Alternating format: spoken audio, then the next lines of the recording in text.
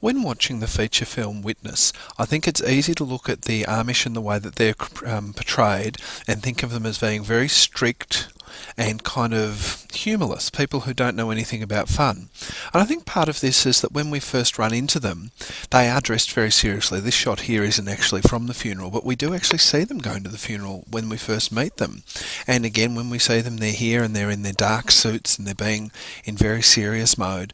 And if you weren't watching closely, I think you could get the sense that they don't have fun, that it's a very kind of, it's all work and no play. And I just don't think that that's, I think there's more to it than that. Certainly they do have a very bucolic existence. It is very rural, they don't get any sense of there being kind of urban Amish, and in truth I'm not sure whether such a thing exists. But quite quickly in the film we do see them, particularly Samuel and his mother Rachel, actually having quite a bit of enjoyment with the world. They're not afraid of the outside world, they just like their rural way of living. So when they get on the train, and they see the hot air balloon out there, which I'm guessing Samuel hasn't seen before, and he's delighted by it, and he waves to the people in it, and when they get to the train station he happily plays with the little water fountain drink bubbler thing, and they're as happy as clams. Like, Rachel is not bothered by this, she lets him wander around. They might not be fans of the outside world, but they don't live in kind of terror of it. Even if they do say be careful among them English, they're careful, but they're not hiding in a corner of the world afraid of the rest of it. And here we have that shot of Samuel going off to explore.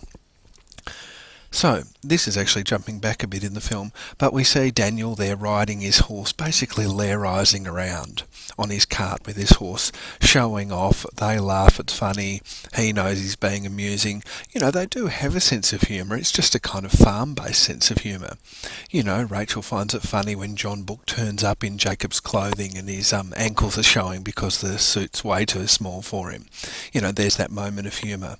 Likewise, there's a moment of humour at the funeral, when Eli stops and they tell the joke about the horse's testicle, which had been, stung by a bee or ruptured, or I can't remember.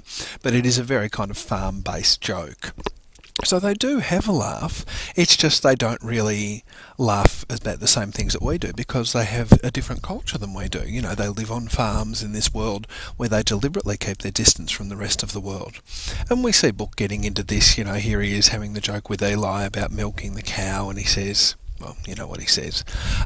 So again, it's very kind of farm-based humour, but these are not people without a sense of humour. And in fact, if anything, Book, of course, has a sense of humour too, and quite a gentle wit, but he's cracking a joke off a television commercial. And this is kind of what we do in the wider secular world. We make jokes spanning from a very big, expansive culture, whereas this culture is much smaller. But it's small, and it's certainly pious. They're very devout, plain people. But they're not robots. They do have a sense of humour and they do have a laugh.